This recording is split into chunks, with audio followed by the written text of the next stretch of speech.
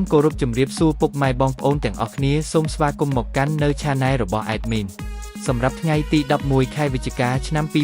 2025 Admin ក៏មានតម្រុយឆ្នោតពិសេសនិងលេខល្អសម្រាប់ចែកជូនពុកម៉ែបងប្អូនផ្សងសំណាងកម្សាន្តប្រចាំថ្ងៃផងដែរជាដំបូងសូមពុកម៉ែបងប្អូនជួយចុច Like និងជារូបសញ្ញាកណ្ដឹងឲ្យ Admin ម្នាក់មួយផងដើម្បីនឹងទទួលបានវីដេអូថ្មីក្នុងទូរស័ព្ទដៃពុកម៉ែបងប្អូនពុកម៉ែបងប្អូននឹងមានភាពងាយស្រួលក្នុងការតាមដាននៅតម្រុយឆ្នោតយួនជារៀងរាល់ថ្ងៃផងដែរកុំឲ្យខាត់ពេលពុកម៉ែបងប្អូនយូរសូមពុកម៉ែបងប្អូនចូលមកកាន់នៅតម្រុយឆ្នោតយួនយើងវិញសម្រាប់ម៉ោង 4:30 នាទីនិងម៉ោង 6:30 នាទី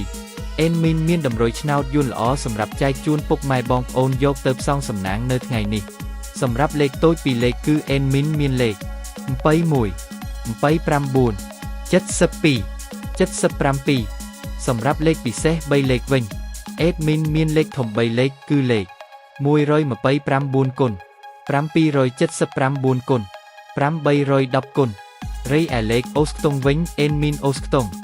7និងខ្ទង់70ផងដែរ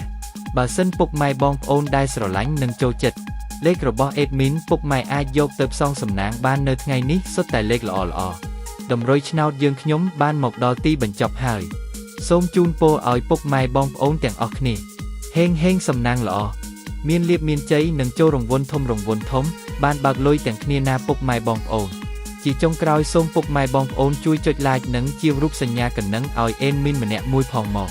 ដើម្បីទទួលបានវីដេអូថ្មីសូមជួបគ្នានៅថ្ងៃស្អែកបន្តទៀតណាសូមអរគុណ